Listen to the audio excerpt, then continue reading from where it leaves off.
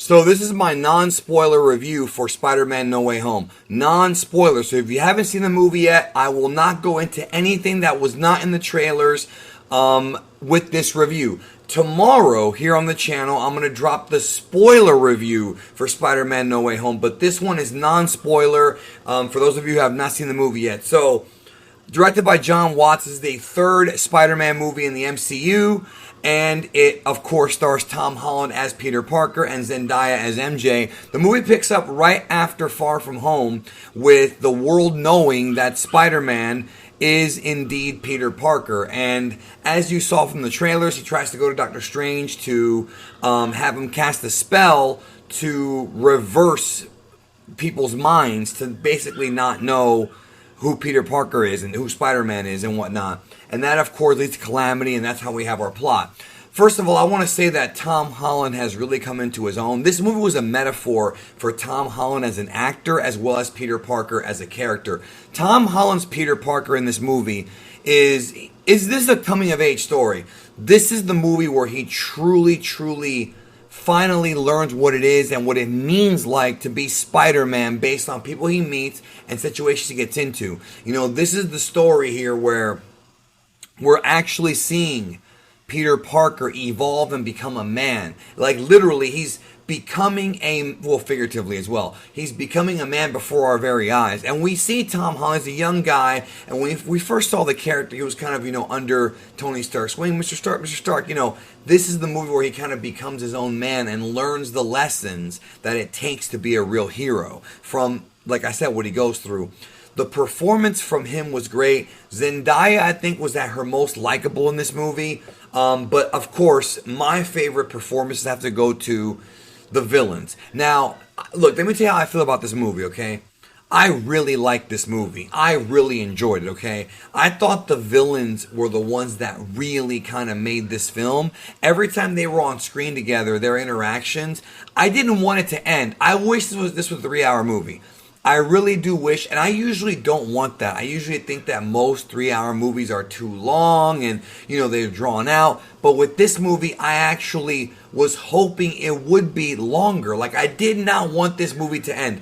By the time we get to the third act, like, the movie starts out kind of, I don't want to say slow, but it's more comedic, more upbeat, even though there's dread because, Peter Parker has to avoid, the people and the media and everything scrutinizing him.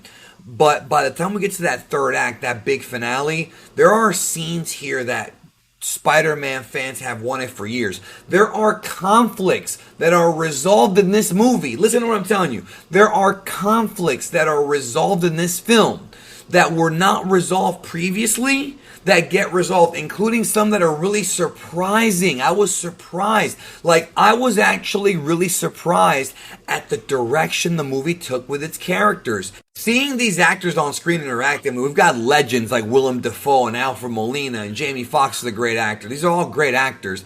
We're seeing them on screen together, and I love their interactions. I love how they're trying to figure out just what the heck is going on. Nobody has any clue except for Doctor Strange. He's the only one that knows what's going on. But they all scientists, or at least most of them are scientists, so they're able to kind of piece things together with just a little bit of information. I love that. And I loved how, dude, here's the thing. Look, as far as this movie being the best Spider-Man movie, it might be. It really might be. I don't know if it's quite at the level of Into the Spider-Verse, because that one had a really great story. This one, though, may have had the most heart. This movie had a tremendous amount of heart. When you walk out of that theater, the Tom Holland Peter Parker that we see at the beginning of the movie is not the same man at the end, and there are huge implications for what could happen in the future of the MCU based on what happens in this movie. Stuff actually happens that changes things going forward. And so the movie does take risks, but it also has a great way of resolving its conflicts to where you feel satisfied, but you also want more. It's like eating a great meal. Like, you feel satisfied, but man, you want to come back for that steak. Like, there are scenes in this movie that I adored with the characters just talking. Like, there's only about 3 major action pieces, but they're all great and they're all different for different reasons. There's a few smaller ones, throughout the film, but there's 3 big ones and they're all great. The effects are just wild. You want to go back and watch it again to kind of see what you missed. There's little things in the background that happen over here, over there. There's a lot going on. It's very noisy, but in a good way, in a way that feels like Spider-Man. It really feels like Spider-Man. And this was, like I said, it's a coming-of-age story. I don't want to spoil it for you guys, but it really is like Tom Holland's Peter Parker becoming Spider. Even though he's always been Spider-Man, now he is Spider-Man. Like, now he's become the Spider-Man that we all kind of know he can be.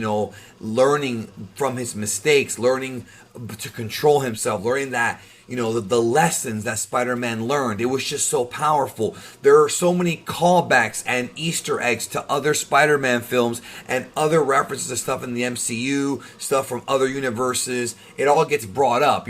Again, this movie was so much fun, I did not want it to end. Like, I really didn't. I'm going to be honest, though.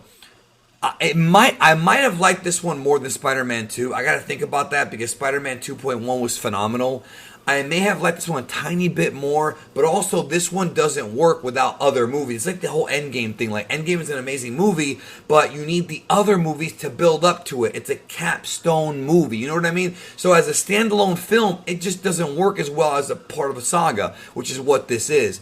But also you have to understand that it is part of a bigger saga. There's much more to this than meets the eye. Much, much more. And just being there with these characters, we love these characters, and it'll make you love them even more. Like, by the end of this movie, you will love the Spider-Man characters more than you did at the beginning of the movie. And that, to me, is the sign of a great film. John Watts might not be the best filmmaker. Honestly, Homecoming and Far From Home were good.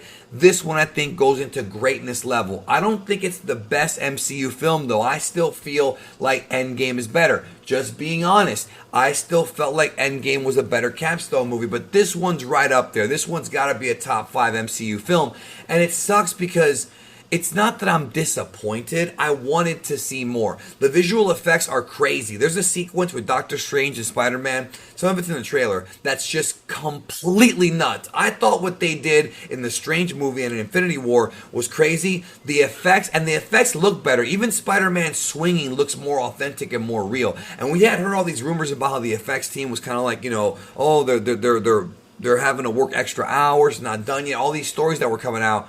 Well, they did a great job. They really did a great job because the movie looked very polished. I did not want it to end, yo.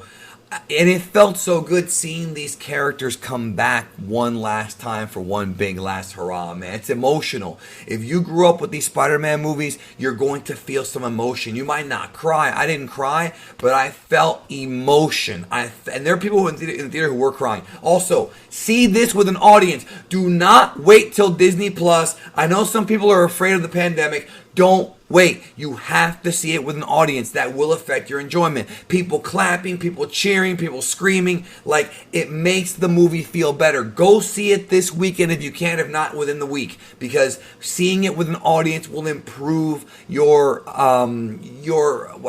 experience. It makes for a better experience. So Spider-Man No Way Home, huge thumbs up. They nailed it. I wish this was 3 hours. Why couldn't this be a 3-hour movie? Damn it. Anyway, spoiler review tomorrow. Plus, I'm going to go to The Matrix tonight. I got a critic screening, but I won't have that review up until next week because of the embargo. But don't worry, I'll have it up nice and early to see if my spoilers from June were right. They were, but I haven't seen it yet as of this review. So let me go see it, let you know what I think. Anyway, that's it. Thanks for watching. I'll talk to y'all tomorrow.